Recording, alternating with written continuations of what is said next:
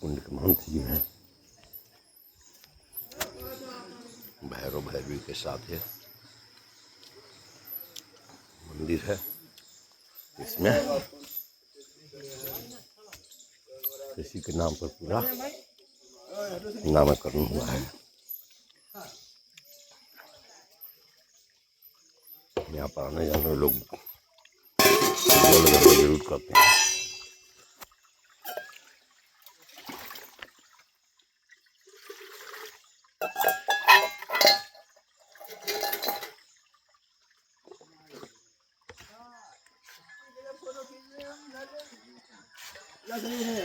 इसकी जल का TDS 60 से नीचे है। RO से बढ़िया पानी है, पहाड़ों से ऊपर से आता है। मौसम थोड़ा झेजी है, इसलिए थोड़ा थोड़ा धुंधला धुंधला है।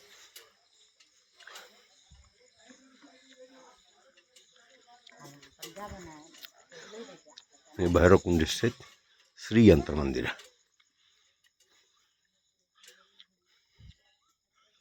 इसी के रास्ते के बगल से गंगा जाने के क्रम में हम लोगों को रोज आना जाना पड़ता है। यहाँ से गंगा की दूरी करीब 3 किलोमीटर है।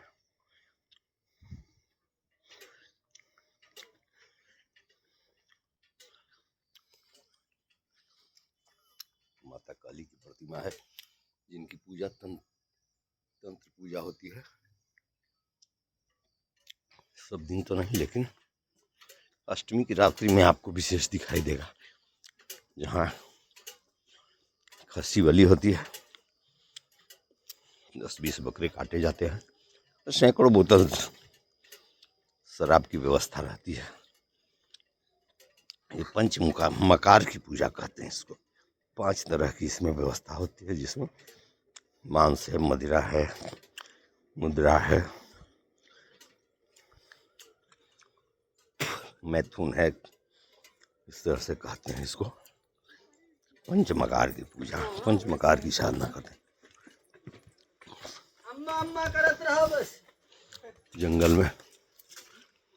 जंगल बहुत ही गाढ़ा है, बहुत पहाड़ पूरा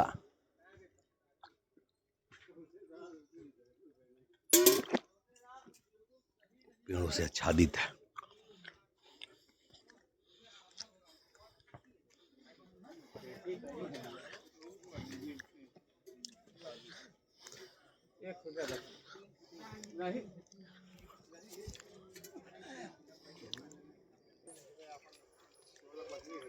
प्रतिदिन की हम लोगों की यात्रा जो है, भैरव कुंड से होते हुआ मच्छिंद्रनाथ कुंड।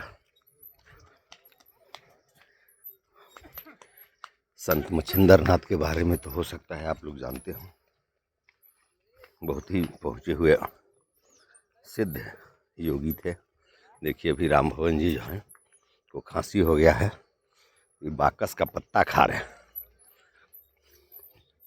जंगलों में बहुत ही जड़ी बूटी होता है, जो यही बाकस का पत्ता है, जिसके कोमल कोमल 4-6 पत्ती अगर आप खा लेते हैं तो आपको खांसी सर्दी में बहुत ही फायदेमंद है।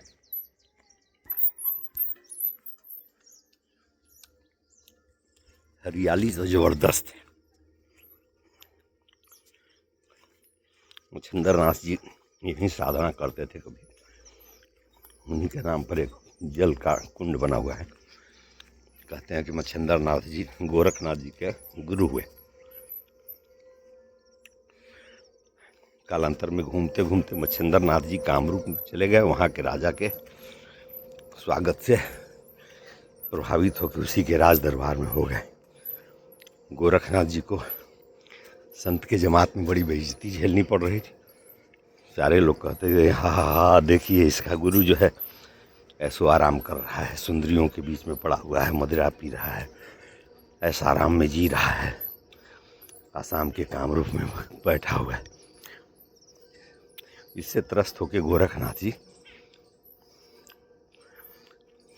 पहुँचते हैं वहाँ, और पहुँच के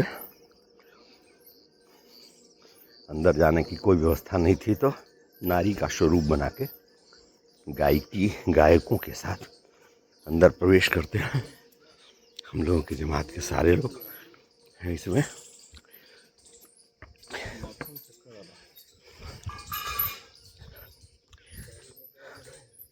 ये मच्छिंद्रनाथ का यही कुंड है, यहाँ से जल पी कर लोग आगे की यात्रा करते हैं। सवेरे सवेरे 200-500 गाड़ियाँ मिर्ज़ापुर के 6 घरों का लगा रहता है।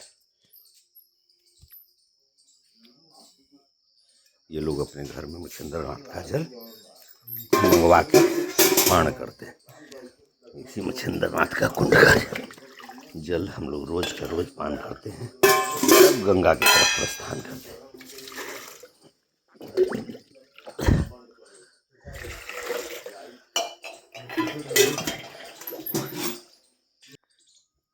हाँ, तो हम बता रहे थे कि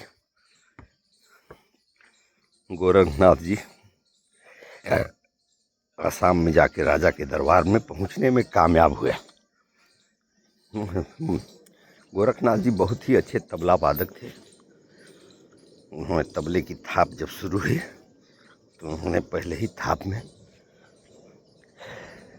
जब तक धनाधीन तक धीनाधीन के बाद कहे भाग भाग भाग भाग भाग मच्छिंद्र गोरख आया, भाग मच्छिंद्र गोरख आया। मच्छिंद्रनाथ जी राजा के साथ बैठे हुए थे, वो कूदे राज सिंहासन के बगल वाले सिंहासन से और भाग खड़े हुए। राजा ने कितना भी कहा नहीं नहीं, एकदम निश्चित तौर पर हमारा शिष्य जो है गोरख आ गया है, अब वो हमको छोड़ेगा नहीं। और इस तरह से वो राजा राज दरबार से मुक्त होके पुनः साधना के लिए अपने मार्ग को चुन लिए और चले गए। इस तरह से लोकप्रिय हुआ भाग मच्छिंद्र गोरख आया, भाग मच्छिंद्र गोरख आया। कच्ची रास्ता अब यहाँ से चलेगा। कच्चे रास्तों से होते हुए गंगा तक जाने में कम से कम 1 घंटा का समय लगना ही लगना है। यूपी में शराबबंदी नहीं है, यहाँ पहाड़ के नीचे भी आप कहीं कहीं देखेंगे तो शराब के ठेके खुले हुए रहते हैं। देसी दारू होता है वो ये लोग बेचते हैं, और इसके 2-3-4 दुकान पहाड़ के नीचे कहीं न कहीं आपको जरूर दिख जाएंगे, जो बड़ा ही गंदगी फैलाते हैं। देखिए इतना गंदगी फैलाते हैं ये लोग, पहाड़ के रौनक को बर्बाद कर रहे हैं। सूर्योदय भी होने वाला है, हो रहा है। सूर्य भगवान धीरे धीरे आसमान में चढ़ रहे हैं। पहाड़ों के बीच, पहाड़ों में पेड़ों के बीच सूर्योदय होता हुआ बड़ा ही सुंदर सुहावना प्रतीत हो रहा है। पहाड़ के नीचे बहुत जगह पर विशाल विशाल तालाब बना हुआ है।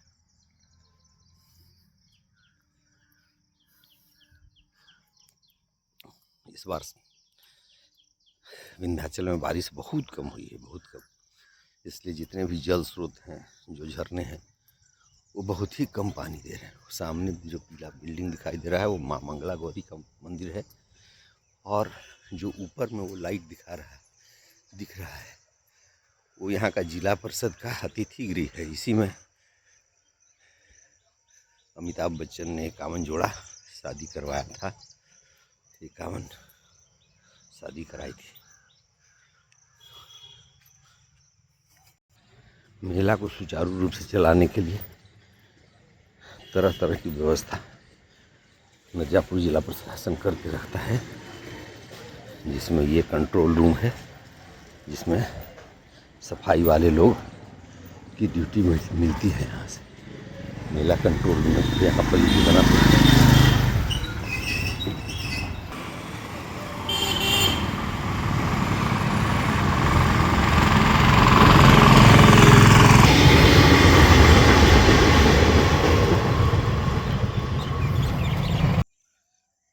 सूर्य भगवान अब आसमान में चढ़ते जा रहे हैं।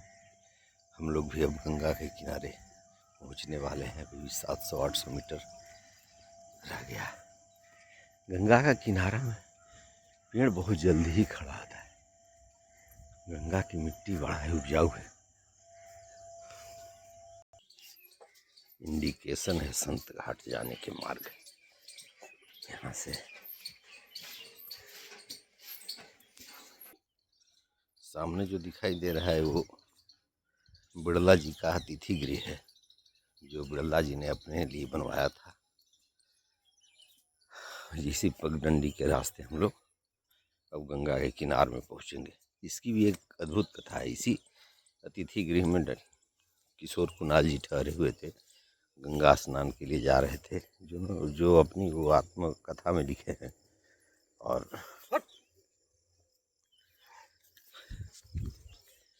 और यहीं 2:30 बजे रात में गंगा स्नान के लिए उतरते हैं। 3 उधर से आदमी आ रहे थे, बोले गंगा बड़ी खतरनाक स्थिति में है बेटा, मत जा।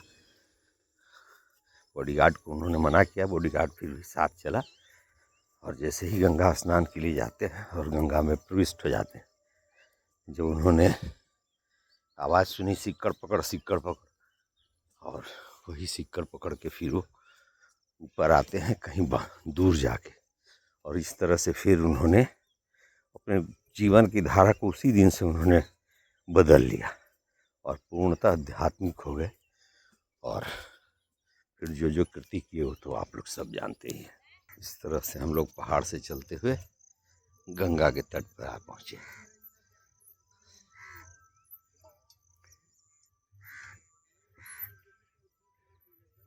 उधर गंगा उत्तरायण हो जाती है थोड़ा देर के लिए, और वहीं पर एक नदी है जिसको कर्णावती कहते हैं। तो कुछ लोगों का मान्यता है कि जो यज्ञ हुआ था वो इसी इलाके में वो यज्ञ हुआ था जहाँ पार्वती माता ने अपना बलिदान दे दिया था। वो इलाका वहाँ से कम से 50-60 किलोमीटर तक समतल है और भूमि वहाँ का लाल है। अब क्या है नहीं है ये तो बहुत ही गहन विषय है, इतना आसान चीज़ तो है नहीं जानना। इस तरह से अब हम लोग गंगा पहुँच गए हैं। अब वीडियो को यहीं पर समाप्त करते हैं।